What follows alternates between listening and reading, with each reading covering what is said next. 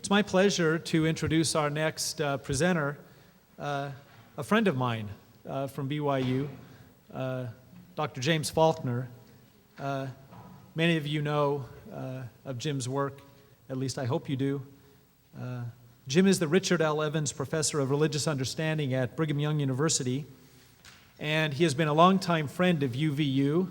Our relationship goes back to my very first year here, 13 years ago,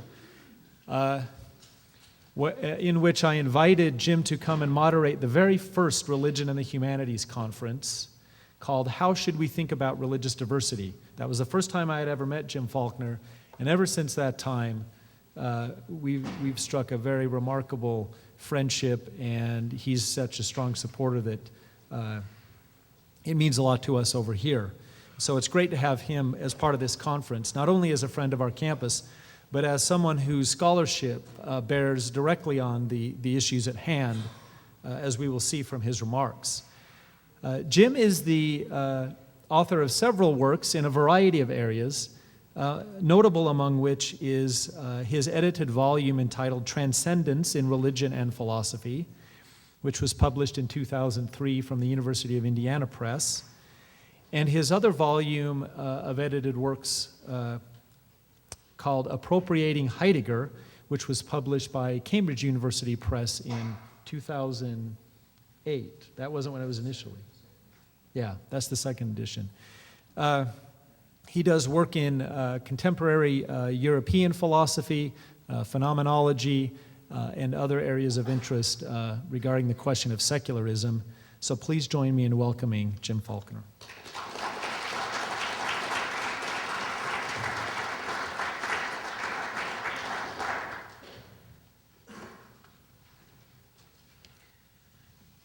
Let me start by saying that in the same way that Professor Flanagan is not the representative for atheism, I'm not the representative for theism. There are at least two reasons for that. The first is I'm a Mormon, and Mormons are heretics. The second reason is that among Mormons, I may not have standard views. I don't think I'm a heretic, but whatever orthodoxy might mean among Mormons, I may not fit. So just as there is no atheist team, there is also no theist team, or at least if there is, I'm not on it. My title is The World and the Prophets, a religious response to secularism, and Mormons who hear that title are likely to recognize that it repeats the title of a popular book from 1954 by a popular and often revered Mormon writer, Hugh Nibley. His book was called The World and the Prophets. Nibley argued that the world can only understand the prophets on the prophets' terms, not on the terms of the world. I don't share here, at least, Nibley's apologetic and evangelizing purposes, but I do want to make a related argument. My argument will be that we are shortchanged if secularism is not augmented by the prophets, though I will put prophets in quotation marks here, by those through whom at least the sacred, if not also the holy, is revealed. And I'll say a little bit more about those terms later. But secularism cannot understand the prophets. Prophets are prior, but it does not follow that secularism is undesirable.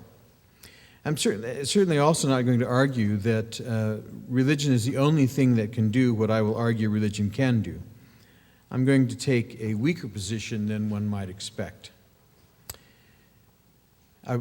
And I should warn you that I necessarily, given our time limitations, paint in broad strokes. I'll try to fill those out as needed and perhaps also in the question and answer period. To make my argument, let me first pay some attention to the word secularism. And as we all know now, it's used in a variety of ways, and I'm going to look at two.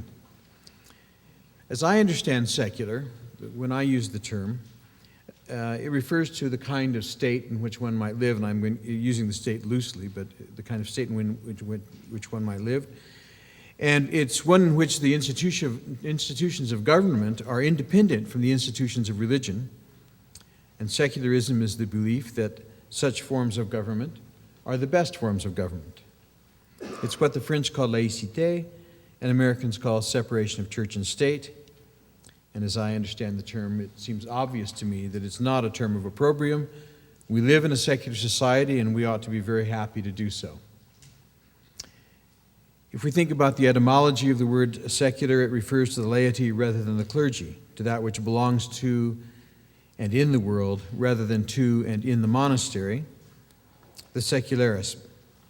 But that idea of the secular is much older even than the medieval Catholic Church. We find its beginning in ancient Israel, where we find both a king and a prophet.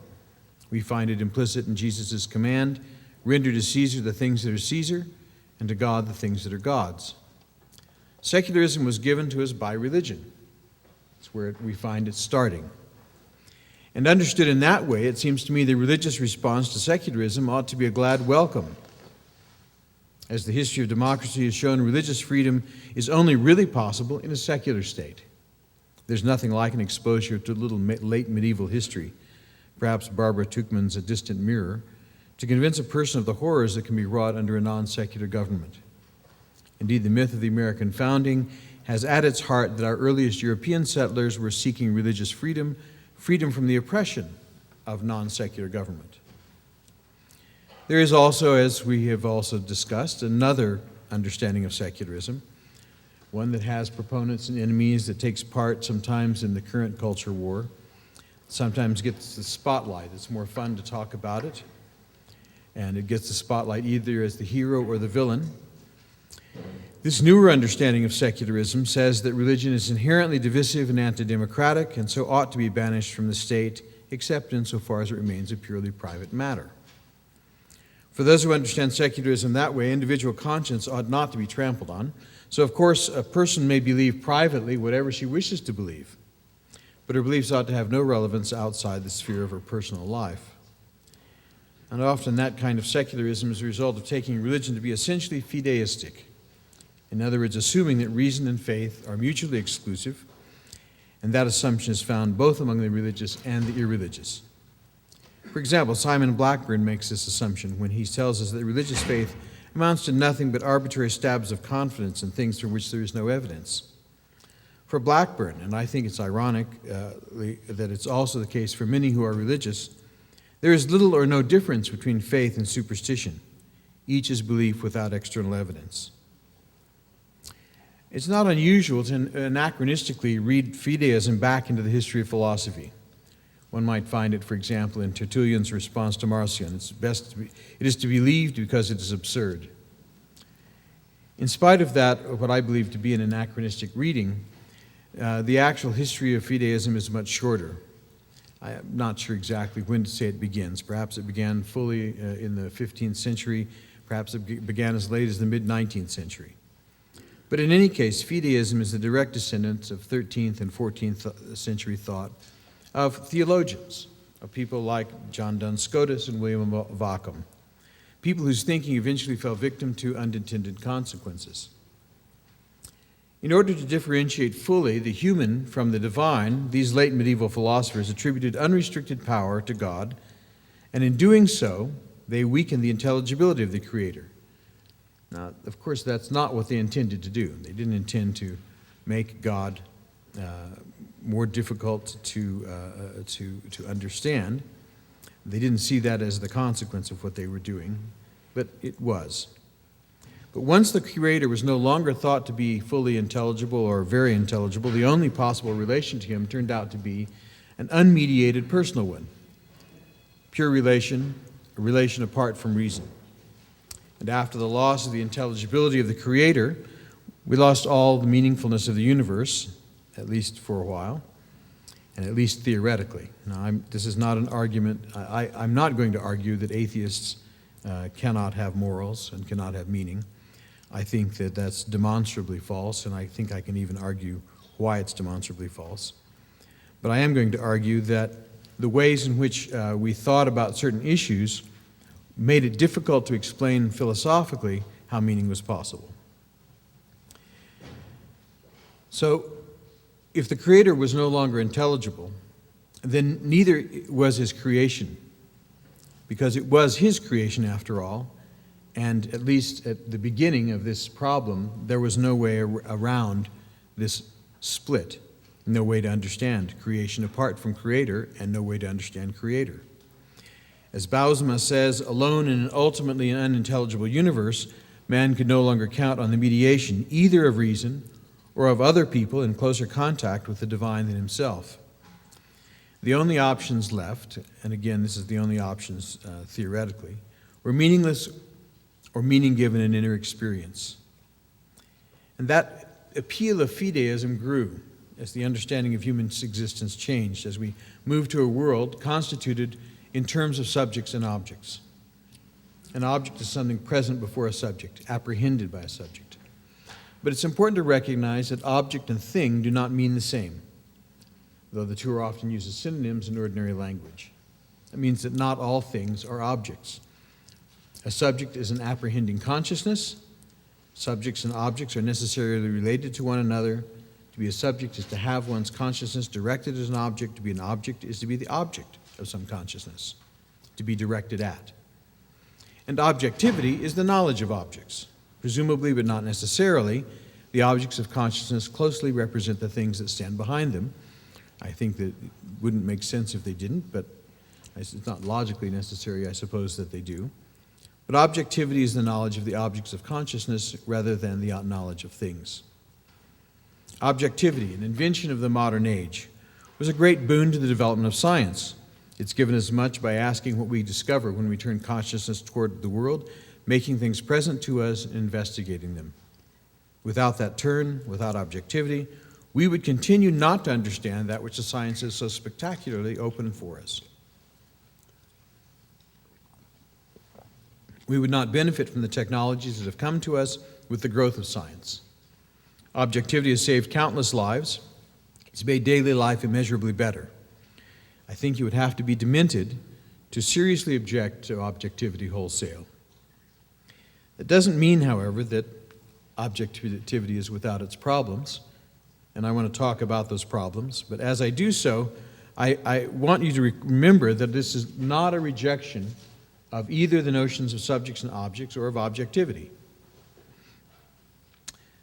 The easiest way for me to state the problem of objectivity is in objectivity, the world of objects, the living and lived world in which those objects appear, disappears, except when it becomes one more object of our investigation, appearing against the backdrop of its own invisible world.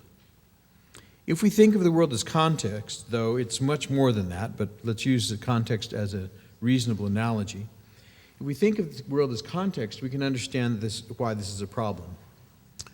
When I try to look at the context of something that I've taken as an object of consciousness, the context itself becomes an object. As an object, it appears within some temporal spatial context that is not itself an object of my consciousness. If then I try to look at that context, it appears within still another context that is not my object, and so on ad infinitum.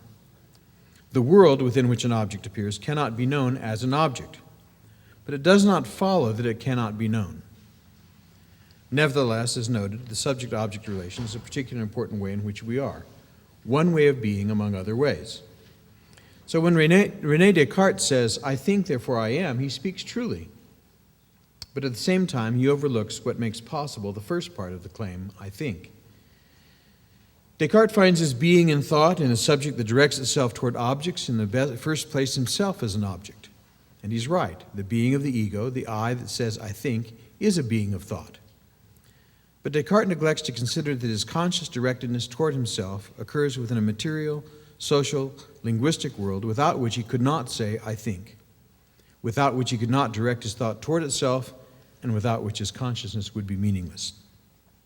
He at least overlooks that he cannot have an experience of thinking that is not an experience of embodied thinking. As is true for everyone, Descartes' being in the world precedes and makes possible his being as a conscious subject. Though the world itself is not something that we can observe as an object, we are always part of it. It creates the conditions that make our observations possible. We are therefore in the world, not apart from it. It is not an object of our experience, but it is the ground for our experience. The problem is further complicated by the fact that the world which precedes consciousness, with its interests and projects and values, does not, cannot appear as one of the other objects present to Descartes' thinking thing, so Nietzsche is right. Prior to the modern period, the world had meaning and value because it appeared to persons as the creation of God. Medieval philosophy had various ways of understanding what it meant to speak of God's creation of the world, but none of them did so by making God's realm and the realm of nature two distinct metaphysical orders. With the modern period, however, as Professor Flanagan said earlier, at about 1500, if we want to give it an exact date, at about that time, we did separate these two into two different realms, the realm of God and the metaphysical realm of nature. And God became irrelevant to understanding the world because that world exists in a metaphysically separate realm. The natural and the supernatural become distinct. It becomes impossible to investigate the natural without recourse to the supernatural. To use Nietzsche's term, God died. When the subject-object relation became the way of understanding human existence, God disappeared from our apprehension and understanding except in internal experience. He could not be an object of consciousness like a rock or a tree. In other words, he could not be known objectively. The only other possibility was that he could be known subjectively as an affect of the subject. Given the assumption that knowledge is either subjective or objective, an assumption made possible only because it was already also assumed that human existence is best understood in terms of this subject-object relation, that meant that if God could be known, he could be known only subjectively as inner experience. In other words, fideism follows once the metaphysical priority of the subject-object relation is assumed. But the death of God was not merely the impossibility any longer of making rational or communal sense of God's existence. With the death of God and the retreat of believers to fideism came also the death of meaning. For if the only meanings possible are found in the subject, then in one way or another, meaning and value are ultimately subjective. In spite of Kant's valiant attempt to save morality, history shows that meaning and morality cannot be both subjective and universal. Since morality cannot be subjective and universal, and the latter is understood to be inextricably linked to objectivity, and it cannot be objective, then it follows, if you accept the notion that everything is understood in terms of subject and object, that it must be merely subjective. Nihilism is a legitimate offspring of modernist thought. Modernism gives us the choice of fideism or nihilism, and until perhaps in the mid to the late 20th century, it really gave us no other possibility of an alternative. Prior to Scotus and Occam, there were other options than the subject-object epistemology for understanding the human relation to God.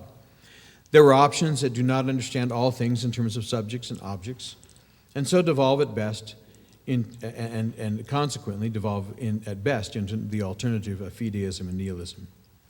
The problem with those options prior to modernism, however, is that they all include creation ex nihilo. And creation ex nihilo is unlikely to be philosophically acceptable in the wake of modernism. Perhaps theologians can continue to assume it.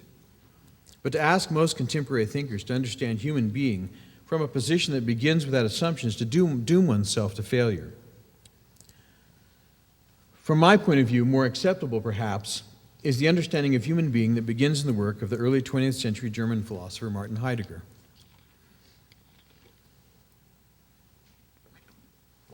Heidegger makes the point that we made earlier when speaking of Descartes. Our being in the world precedes and makes possible our being as a conscious subject. Though Heidegger seems almost incapable of writing sentences that one can read easily, sentences made even worse by many translators, his beginning point is, I think, straightforward and translatable into real English. If I reflect carefully on human being, I see that understanding is not, first of all, a process of cognition. Rather, before we understand cognitively, we understand our place in the world in terms of projects. I know what I can do in these circumstances with my present intentions. I understand the world in terms of possibilities. One of the things that is possible is reflection on what I can do. I can interpret, to use Heidegger's term. Understanding and interpretation, or reflexive understanding, have a variety of modes, but that does not concern us here. The point is simply that we are understanding beings before we are interpretive beings. Because the relation of a conscious subject to its object is an interpretive relation, Heidegger turns the Cartesian view on its head. Interpretation is the way we appropriate our understanding. We work out the possibilities that we discover in our understanding. Interpretation is how we see something as the thing that it is. Using Heidegger's most famous example, were I a carpenter in my shop, I would first of all understand the hammer by the way in which it is part of a totality of equipment and practices and projects. Then as I entered into some particular task that required nailing, I would understand the hammer by picking it up and using it, which I could do while I was talking with a friend or looking explicitly, consciously at the head of the nail, perhaps both, perhaps more. I need not take the hammer as an explicit object of consciousness and say, this is a hammer, to understand it. Indeed, as we will see, Heidegger argues that I cannot take anything as an object of consciousness unless I already understand it. As I use the hammer, it would no longer be merely one piece of equipment in a totality, but it would nevertheless be defined by its use as equipment. In using the hammer, I would understand it as a hammer. The use would be my interpretation. I would probably use it without ever representing it to myself, without ever making it the object of consciousness. Of course, I could speak about the hammer. I could reflect on it. Perhaps the hammer breaks, and I look about trying to find something else that I can use as a hammer, and I say, hand me that pipe. Perhaps I cannot use the hammer as I wish to do, and I say, this hammer is too heavy, I need the other one. My first assertions about the world are assertions about the relations of things to each other in my projects. And each of these assertions involves some interruption of the project I'm involved in, some hesitation that requires my interpretive act. It requires me to interpret things that are at hand in terms of the project in which I'm involved. Of course, my assertions could go further. I could wax philosophical. I could say hammers have the property of heaviness. But to do that, I would require that I step back even further from the project in which I was engaged. And you ought to be aware of any carpenter who begins to speak that way while at work on your cabinetry. Theoretical reflection comes after practical understanding, and it requires a disruption of some kind in practical understanding, even if only the disruption of stepping away from the practice in question. You're probably, of course, saying, of course. Who would think otherwise? And the answer would be, well, much of Western philosophy has thought otherwise for the last 500 years, and under its spell, I suspect that most of you, perhaps all of you, think otherwise, if without having been prepared for the question, you were asked it. Heidegger himself would probably have thought otherwise if he were caught off guard, perhaps adjusting the antenna for his television set before the next soccer match, or in his case, eyeing the pretty new graduate student from his morning lecture. Interpretation is sufficiently important to the way we live in the world that it's easy for us mistakenly to believe that it's the fundamental way in which we understand. And once we've made that mistake, it's not difficult for us to assume that we are, first of all, consciousness directed at an object of consciousness, rather than persons engaged in practical activities among things with other persons. Now, this may all seem like quite a detour for someone who's here to talk about a religious response to secularism. But I think the first step in recuperating meaning and truth, again, recuperating it theoretically, and recuperating a workable relationship between the secular and the religious, is to recognize that as human beings, we are first of all being in the world rather than being as individual consciousness.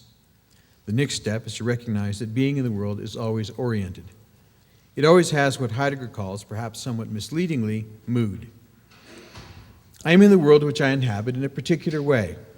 That way may be what we ordinarily think of as a mood: joy, grumpiness, anger, boredom, worry. Or it may be something less obviously a mood. Perhaps I am intent on finishing on time, concerned that I will be understood properly, anticipating lunch. For Heidegger, those too are moods. They describe the way I've taken up the projects in which I am engaged. Heidegger's argument is that mood determines the way in which the world I inhabit will be disclosed. Ordinary moods best show what he means. If I'm grumpy, things show up before me differently than they do when I'm joyous. Grumpy, I bump my leg on the table as I walk through the room, and I find it irritating and out of place. Joyous at seeing my wife after a long absence, the same bump is at worst a minor distraction, and I may not notice the table at all, in spite of that bump. The point is that our way of being in the world is not neutral. We can achieve certain kinds of neutrality. If we're doing science, for example, we ought to be neutral about the outcome of our experiments. We ought to be ready to accept the results, whether they are what we hoped for or not. Presumably, we learn how to be neutral in that way. If we're serving on a jury, we ought to be neutral about the guilt of the accused until we've listened neutrally to the arguments of both the prosecution and the defense. But we learn those kinds of neutrality. They do not represent our natural state, to which moods are then added. In fact, even each such supposed neutrality of mood is really another kind of mood. It is an orientation to a particular project, a way of understanding the actions one is about and the expectations, practices, and equipment that are part of that action.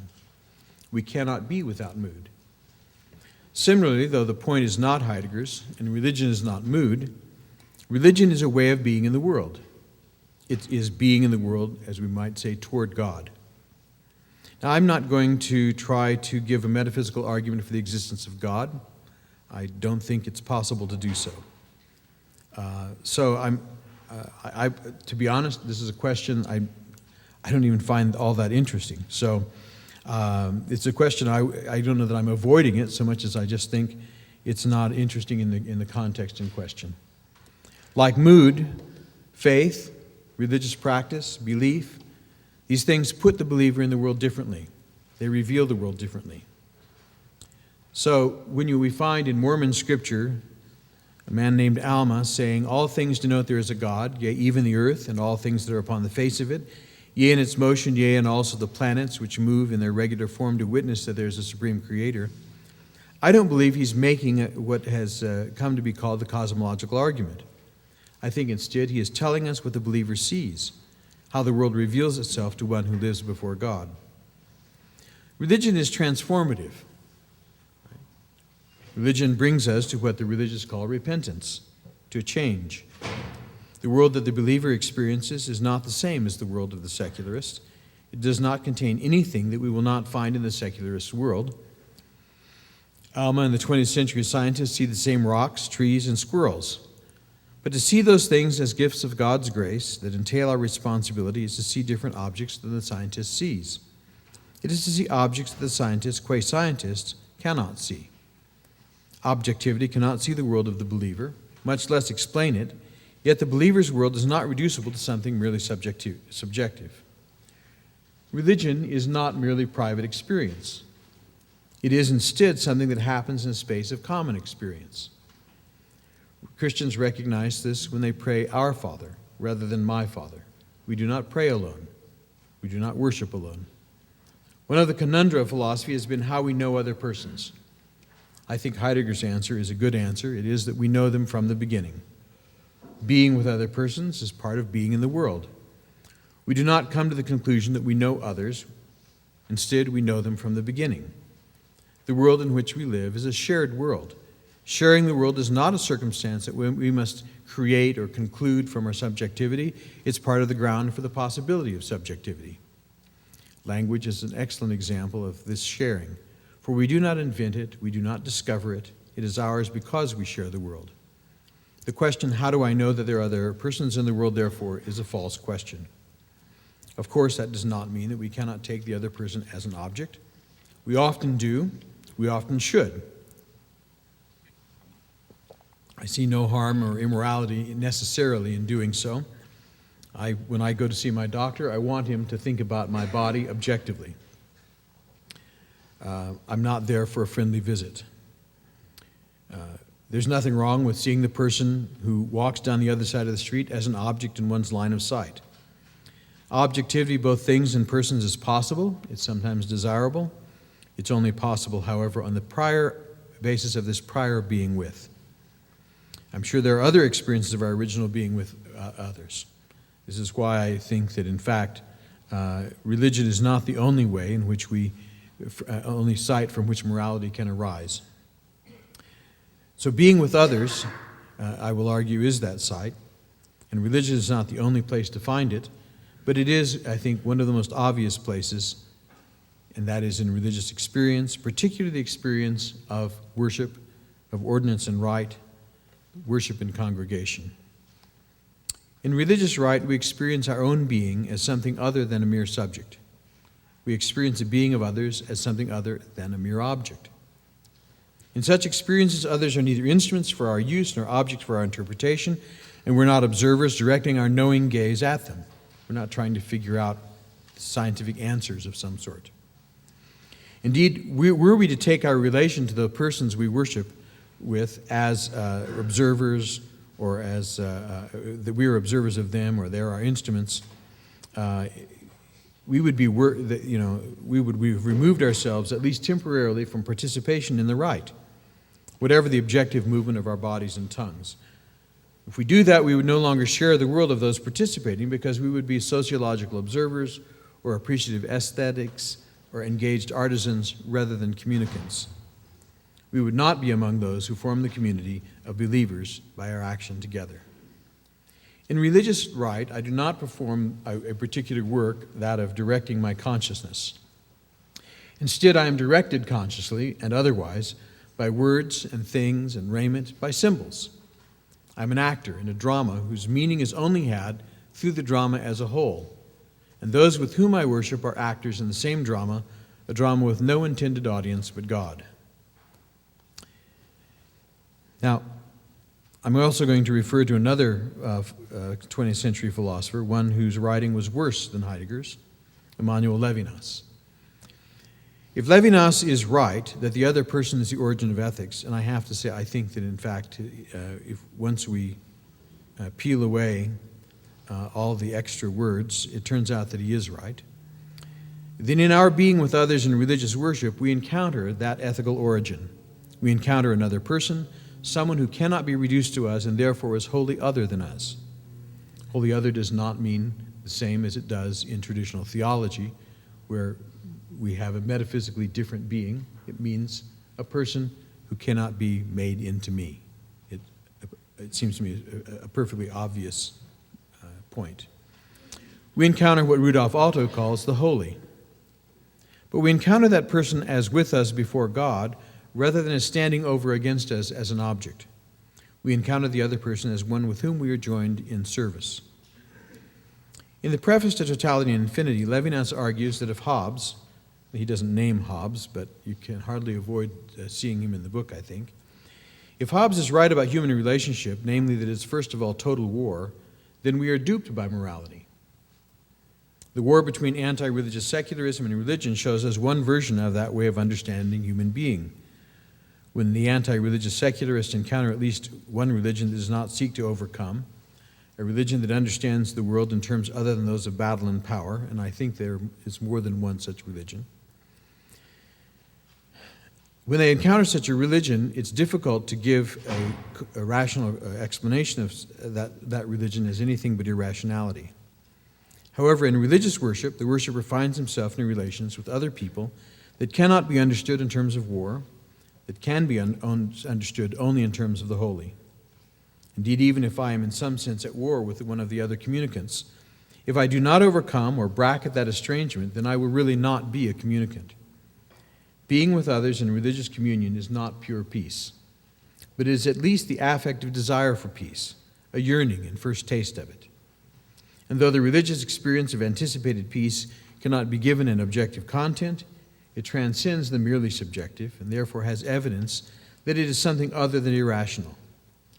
One result of the being with of religion is that experience which might otherwise seem merely idiosyncratic, perhaps a psychological aberration, encounters that which gives some substance to our experience as something shared, as something that transcends my individuality.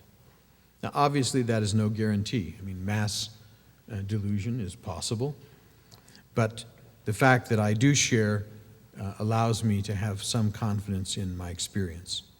With others, I am no longer alone. No longer alone, I have assurance of my experience. Outside of worship, we can speak of it, we can understand it. We are saved from fideism by our worship together, by our joint experience of the holy. Objective analysis will find it tempting to reduce this experience of being with others in worship to the consequence of a certain number of people being gathered together at the same time, in the same place, perhaps the perception that I am with others. But that analysis, I believe, does not reach the experience itself. It merely describes what an observer sees, not what a participant sees. Part and parcel of the experience of worship is the peace with others I've just mentioned. Reconciliation is our felt goal, if not our achieved reality.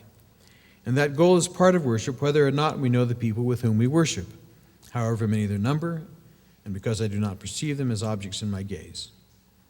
The desire for peace is not created by our personal good feelings for the other communicants. Religious experience opens us to the possibility of relations with others, relations that do not amount to war by other means, to relations that are ethical yet irreducible to subjective values and emotions.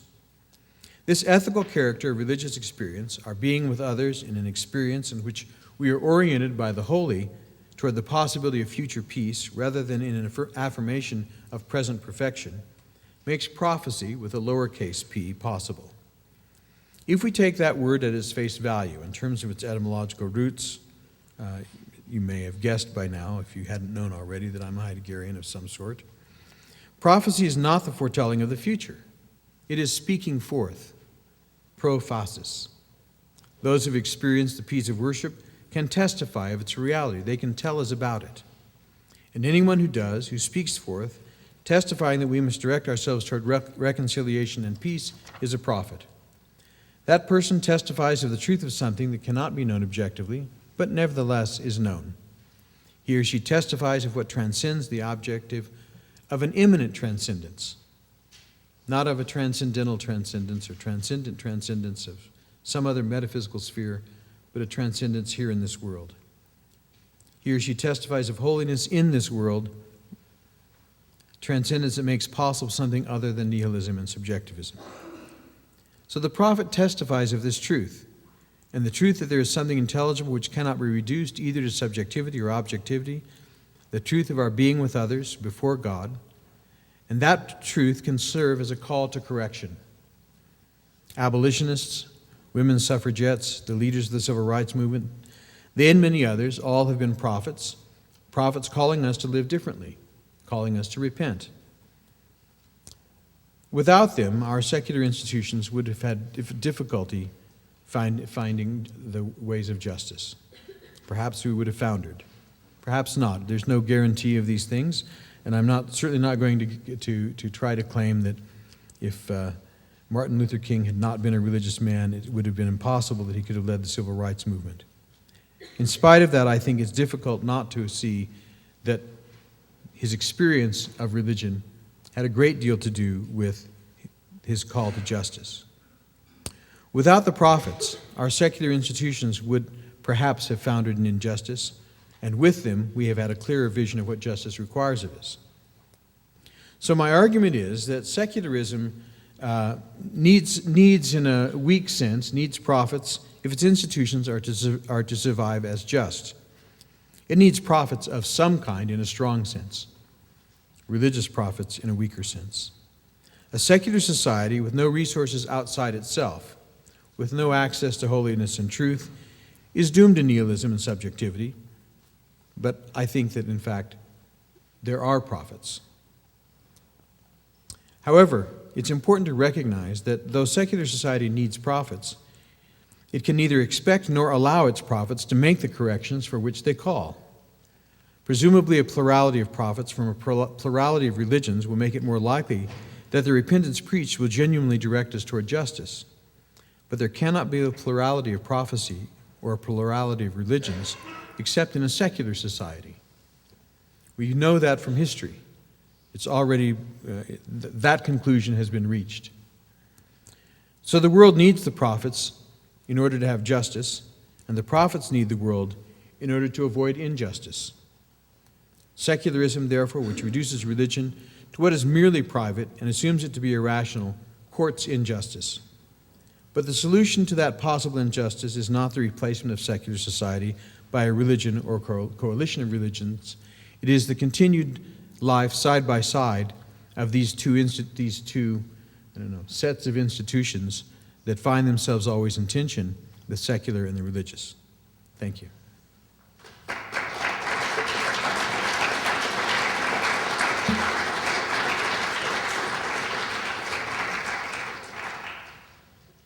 Hey, we have 25 minutes for questions. I'll field my own, that's fine. Perhaps maybe I'll ask the first question. Okay. To get things started. I'm interested in what you would say to a person who said that religion and science are doing the same thing in terms of making claims about the world and things that go on in the world. How would you respond to someone who's saying that there really is an argument between them rather than them not doing the same thing? Like religion can make quasi-scientific claims, Yeah. and science Well- can deny religious claims. Well, I mean, the problem here is, of course, there are lots of different kinds of religion. I'm sure there are religions that can do that and that do that. My religion, you know, and as I said when I began, it may be quite idiosyncratic, but my religion doesn't do that, and I don't see its need to. So I guess I don't know what more to say than that it's certainly possible that a religion can do that, but I don't see that it needs to. But do you think it's wrong-headed for a religion? Yes. to be able to do that? That's what I'm interested in. Yeah, I think it's wrong-headed. Okay. In what way? I've heard you speak about this before, and I'm interested in Yeah. I think that I don't think that religion, now, and again, I mean, this is one of those things where there are so many things that qualify under this heading of religion that it gets very difficult to say religion ought to, religion is, or, I mean, but I'm going to do it anyway, right? I mean, for the purposes of the discussion, I'm going to do it with your twisting my arm to do it it. suggests that there is a God, Okay. right? The probability of there being a God is higher than the probability of there not being a God. Yeah. It seems to me that when you say something like that, I would want to say, in what arena of discourse are we talking here? You know, I mean, when you say the probability suggests that there is a God, what kinds of probabilities you're talking about? Because I think it'll turn out that none of your probabilities would be admitted into a scientific discourse. So you must be talking some other kind of language. Or maybe you're not talking sensible language at all, that which is also a possibility, I think. But of course, we both know that there are very bright people who make precisely I know. that claim, or those kinds of claims. They're very bright people. They're very bright people who say dumb things, right? I mean, that's. But how do you lure them out of that world? How do you get them to see that what they think is evidence really isn't?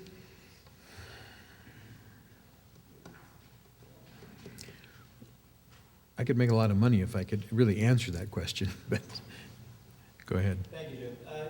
Related to this first question, so just to push you further on. Sure. In my experience,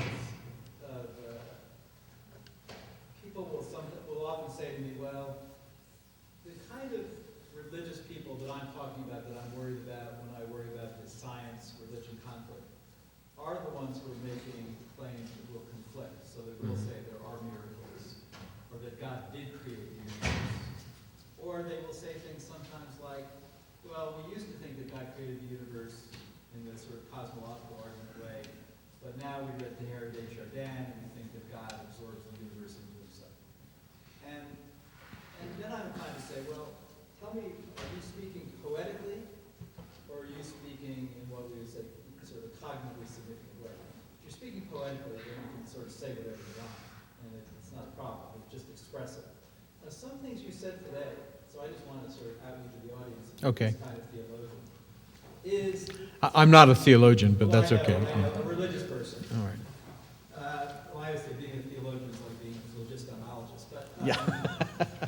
so, you know, some of the things you said is that made it sound as if you just have this non-cognitivist or expressivist view of religious discourse.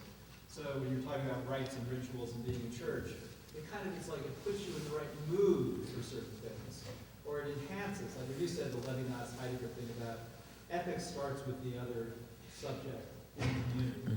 Well, lots of people say that. Aristotle says that, Darwin says it. And so then the question is, well, what do we get from being in these religious communities? You might say, well, they're mood setters. There's nothing substantial being claimed, and if there seems to be, don't believe it, because that would be possibly in competition with scientific claims, and you'll lose that battle every time. Right.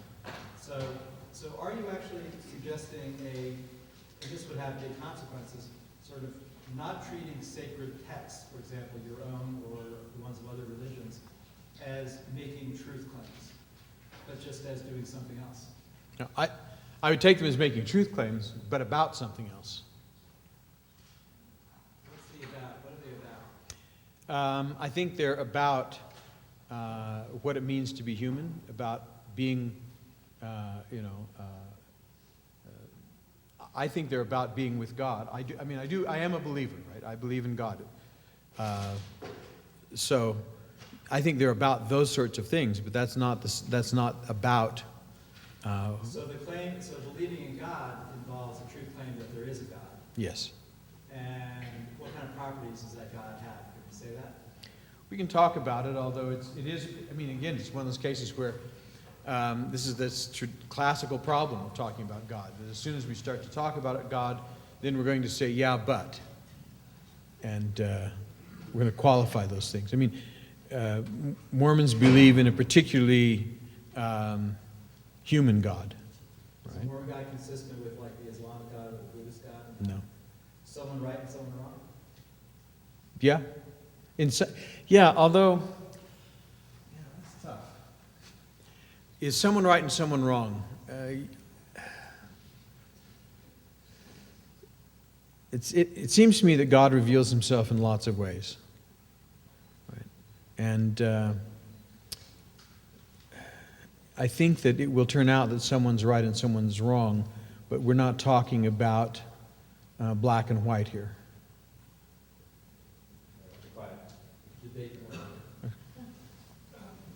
Dennis. Oh, I'm shocked.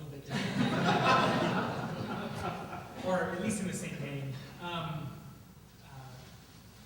So it seems to me that your answer to Brian's question pushed you in the direction of non-cognitivism, and then your answer to Owen's question pushed you in the other direction. What I'm kind of doing is figuring out where these beliefs lie in the cognitive, all the way over to merely affective or expressivist spectrum.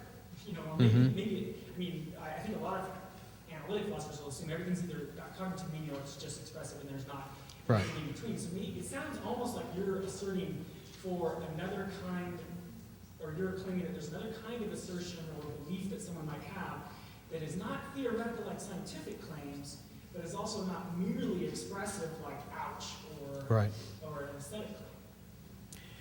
Well, see, the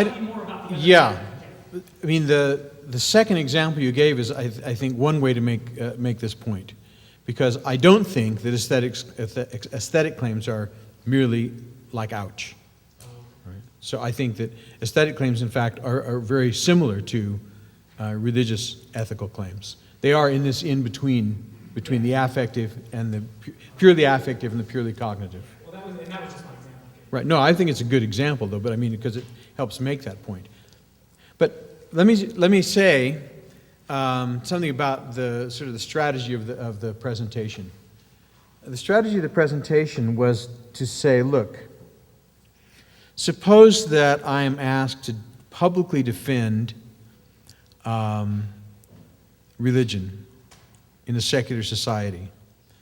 I don't think that such a public defense ought to include proofs for the existence of God. I ought not to make those claims.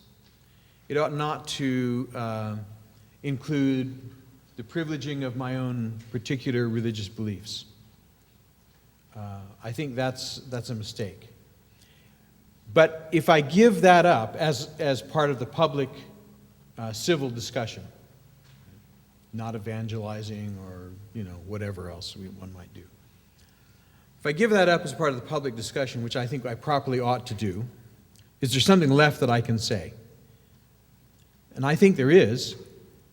And it will say something like, look, I can point to an aspect of religious belief that I think one can understand and even see in other aspects of human existence, and show you that there's something worthwhile and good, and that we can make, that this makes a contribution.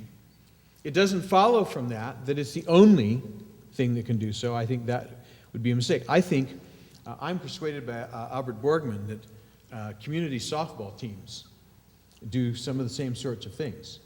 So I'm not, if someone said, yeah, but I'm not religious, but I really love softball, well, I think you can get some of the same ethical content out of that. So I guess that's the strategy of the paper, is not to make grand claims for religion, though I'm a religious person, and I don't think religion is like softball. I don't think they're just two different forms of people getting together. It's more expensive. It's much more expensive. Well, yeah, especially if one tithes, it's really expensive. But I do think that if someone who is not religious asks me to talk about it, the best thing I can do is to make these kinds of comparisons. In other words, this is not an attempt to convert, right? I'm not evangelizing for religion. I'm saying, look, can we understand it? And is there some way that I can give an explanation of it so that it makes some sense? Will it make exactly the same sense in that discussion that it makes to me as a believer? I think the answer is no.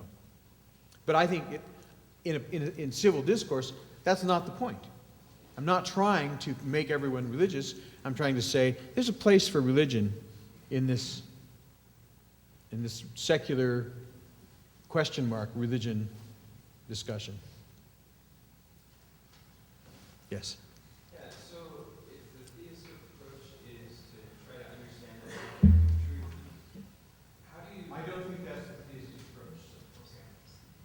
I'll start with that. I don't think that the antecedent is true. I guess I'm trying to understand the ability. How do you pick and choose which truths are you accept? Where take something like evolution versus creationism. If you're searching for truth, how do you differentiate which ones you're going to accept? Well, the first thing that I would say is that I didn't pick the religion that I have. I didn't grow up in it. It picked me, right? I mean, that's what the conversion experience is like. It's being slapped, being picked. The second thing I would say is that, and again, I have to speak here as perhaps a heretic's heretic. I don't know. But I don't think that something like creationism is a religious idea. I just think it's goofy. Right? I read Genesis 1, and I don't see anything in there really about the creation of the world. I see a lot in there about what it means to be human in the world, and how, a story about human being and human relations, and human relation to God. That's what I think this is about. I don't think it's about, how we got rocks and trees. So that's a case where I'm actually willing to go so far as to say, hey, this is great poetry here. Right? It's not an account. If you were watching the creation of the earth, you could live that long. That's not what you would have seen. So, yeah, I'm being outed at that point as to some of my beliefs. But I think, how do I choose? Some beliefs I don't have much choice. As I said, they just chose me. Other beliefs, I have to use my rational faculty and try to make the best sense I can of them. And as I said, I don't think that creationism makes any sense.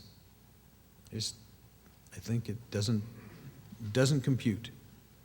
So if you're part of a larger religion that does believe in that, how do you reconcile that? I'm not. That's how. Right. Yeah. Yeah, you made kind of a small point that I've seen throughout many people who talk, which is kind of that the religious perspective is somehow only accessible to people that are already within that perspective. And so people from scientific viewpoints kind of can't really understand it. I think that's stronger than the point, than I would make the point, but Well, yeah, you said somehow that it's this hidden experience. I don't think it's, no. I don't think it's, I said it is hidden. In fact, I think I said it's not hidden. I think it can be discussed. Now, I mean, I think that I have various hats that I can wear, right? If I put on a particular hat, I see things that I won't see if I put on another hat. But it doesn't follow that I can only wear one hat. I think scientists can, if they put on a particular way of deciding to explain and describe the world, may not notice certain aspects of their life with other persons. But as I said, I really do believe that in fact, community baseball, community softball can give you an experience that is at least very close to the kind of experience, the relevant kind of experience that one has in a religious setting. Now, why choose religion over baseball? Well, that's a second question, and that one may be more private, may be more difficult to explain. That may be, one in which one has to say, look, I've had this experience. If you've not had that experience, you're not going to get it. But I think you can understand the broader experience of having this association with other people that generates meaning. So so I don't think that it's purely private. I mean, in fact, I was trying to argue against it being a purely private thing. Well, no, maybe I didn't explain it well. There's always that option, right? Yes? I'm curious about one thing that's kind of a hot topic right now for the Western U.S., and that is one of the things you've argued for is that religion, one of its positive influences in secular society is that it's a force for justice. I think that's probably true some of the time, but maybe not always. For example, if you talk with people who are gay or who at least are advocates for gay rights, they would probably say that religion is often an influence for injustice in a secular society that we have. So I'm curious what kind of thoughts you have about someone who make that kind of criticism.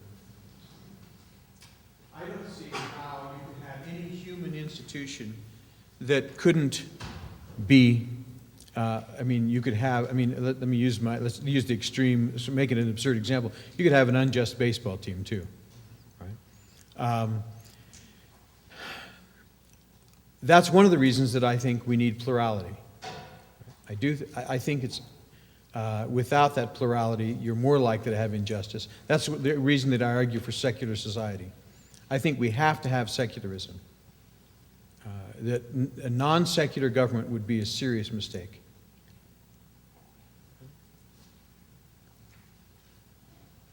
Yes? Do you feel that there can be secular prophets, and could the secular prophets take the place and fill the same function as a religious prophet? I think there are.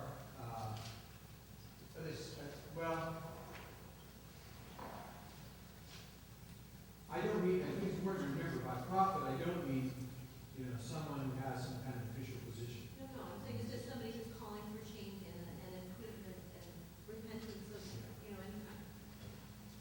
So, could there be someone who is a prophet who doesn't believe in God? Yeah, sure, of course. I think there are, not just could there be, there are. Could they take the place of religious figures? Well, I don't know quite how to understand the question, because as a religious person, I think, there is a place, a value of the religious prophet as well. Now, if you say, suppose you abstract yourself from that, and then answer the question, then I no longer know how to answer it. So I think I can say, yes, there are secular prophets or non-religious prophets. I don't know given the definitions I was using, I don't think I want to call them secular, I just want to call them non-religious. Non-religious prophets, I don't see why not. In fact, I think there must be, there are. Can they take the place of the religious prophets? That, you're asking me, will religion disappear? Could it? Well, I guess as a religious person, the answer is no. But I just have to wait and see. Whether I'm right or wrong on that. I probably won't be here to wait and see. Okay, so, towards the end of your paper, you seem to make a claim that secular society needs religious people, and I think that that's the point that she was tapping into, for moral progress, for moral vision. And then you evoke Martin Luther King. It seems to me that we can understand Martin Luther King's tenacity at keeping with the project of civil rights and the incredible threat of violence. But it also seems that the whole moral justification for civil rights could be couched in purely secular human rights terms. So, does secular society need as a necessary condition religious people to have the vision for the betterment of the human condition, or Okay, not? are you asking, first of all, I said need in a weak sense. So I don't think it's a necessary condition. You're asking me for, there are two possible answers I can give. One would be sort of personal religious opinion. The answer to that, in that case, would be, yeah, I think probably.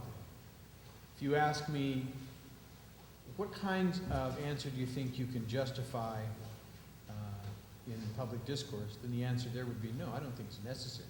I think that that necessity is just, it's my opinion based upon some personal experience that I recognize to be wrong.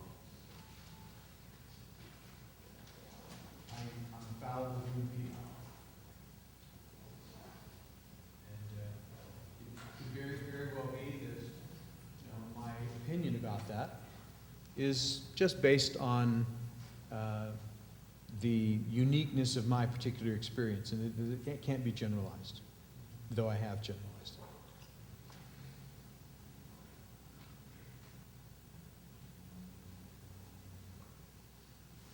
Another question? Oh, okay.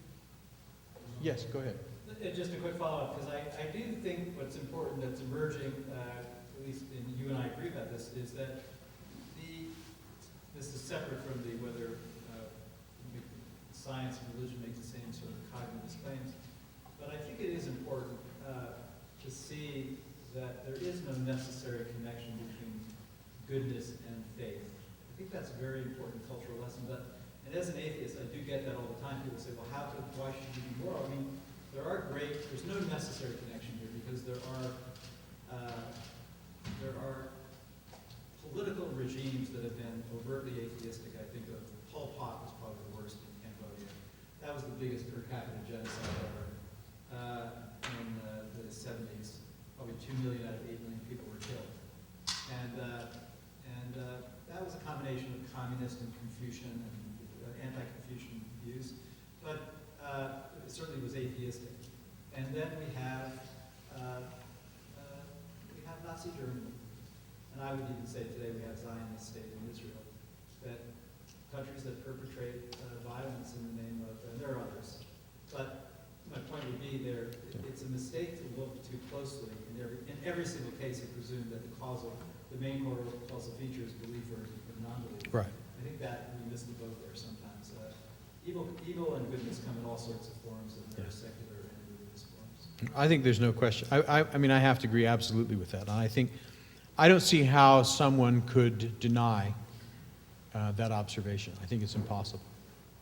But don't you think lots of religious, I think that in America, Yes. I see this all the Yeah. time, people deny left and right. Yeah, okay, impossible here means logically, not factually.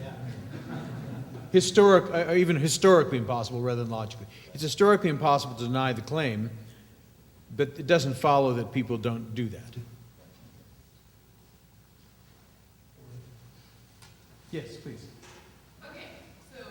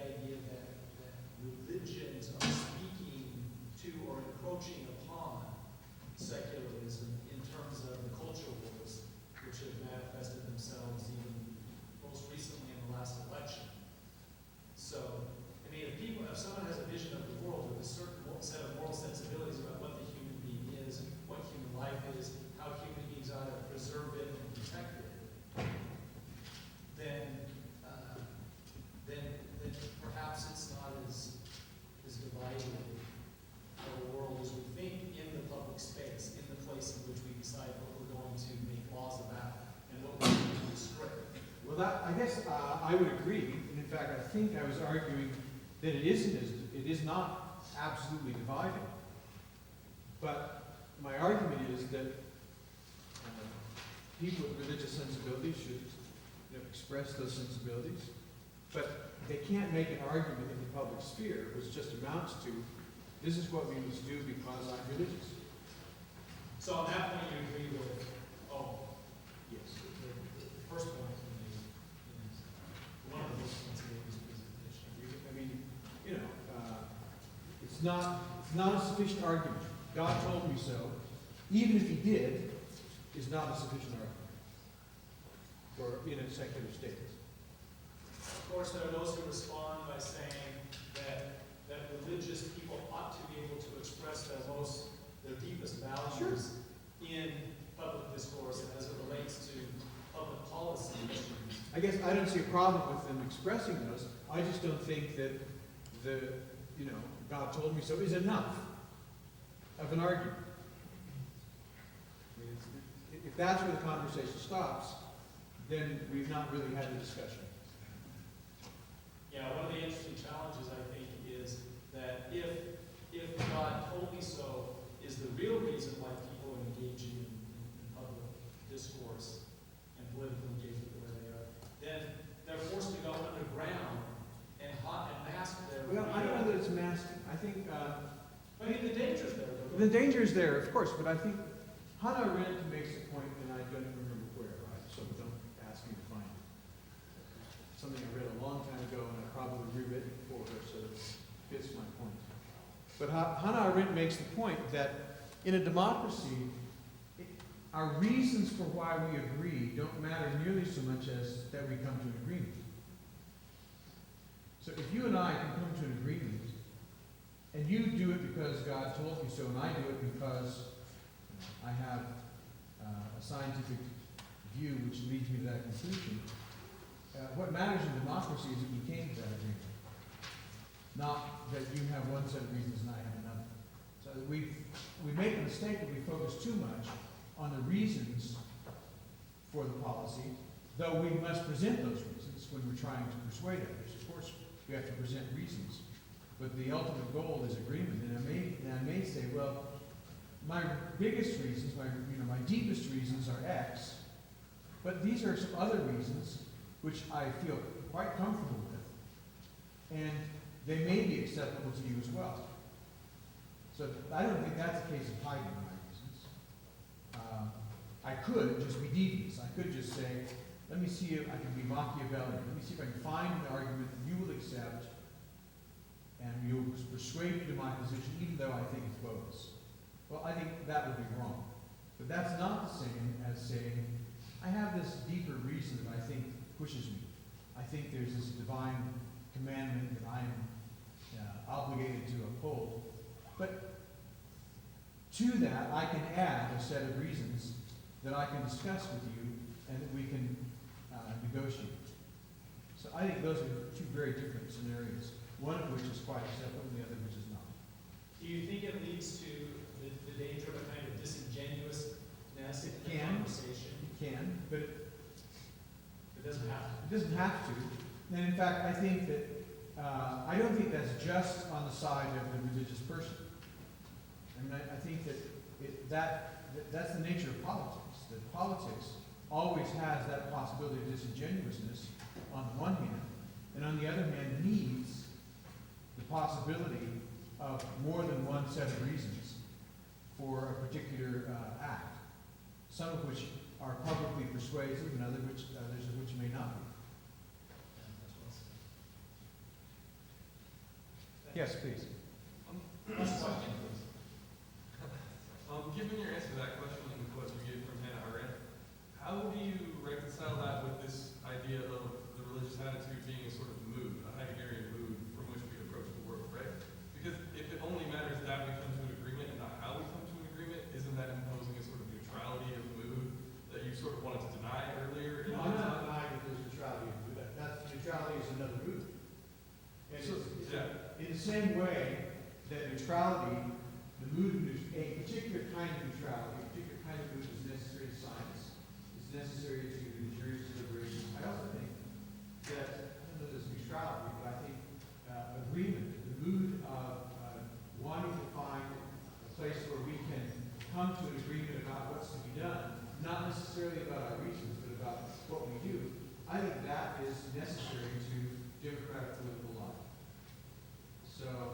Yeah, I think it's not a denial of that is a particular kind of attitude one has in the world when engaged in politics. Hopefully, when one is engaged in politics. But just to clarify then, in order to do that, you sort of have to disengage yourself, at least temporarily, from a religious attitude. One can learn those skills, yeah. Yeah. So, A religious person, does a religious person ever disengage from a religious attitude? Sure. You know, I buy groceries pretty much the same way everybody does. You know, I go pick up my eggs, take them to the front counter. I don't see those eggs differently. I guess I could. It's possible that I would be in a particular religious, ecstatic state when I go to the grocery store, but it's not likely to last if I go to the grocery store. But most of the time, the religious attitude is on the side, bracketed. I'm not sure what the right term to use here is, but in much of daily life, it's just it's not descriptive, it's not definitive of the way in which I relate to the things in the person's about. does that then lead to the conclusion that the religious attitude is entirely epiphenomenal to existing in civil society, right? Like it's just a one-way street. That religion needs a secular civil society, but like civil society doesn't need religion. Well, does civil society, this goes back to the question, does civil society need religion? It depends on what we mean by need. Do we mean it's necessary, logically necessary? I think no, it's not logically necessary. But I mean, how would it change civil society given that whenever we engage in civil society, we drop that attitude? Well, because, attitudes are, it seems to be more complicated than just put this one on and take that one off. Yeah, You know, rub it in, sort of painting you for it. yeah, so I don't just drop the attitude of the religious attitude. It's already probably influenced, and this is back to Brian's question. I've come to these conclusions about what I think is the best policy in a particular case. And I've come to these conclusions perhaps out of religious experience, religious intuitions, if we want to call them that, this religious sensibility, religious attitude. But when I engage another person, when Owen and I start talking about policy, I'm not dumb. I know that it's not going to help if I say to him, hey, this is a religious idea. I think you really ought to adopt it. It's not going to work. Now, it isn't deceptive of me to think of reasons that he will find better, that I also can feel comfortable with. Again, I'm not going to. So, do I adopt an attitude of neutrality? Yes, I do. Against the background of this religious attitude which has brought me here. So I think it's more complicated than just stepping in and out of some box.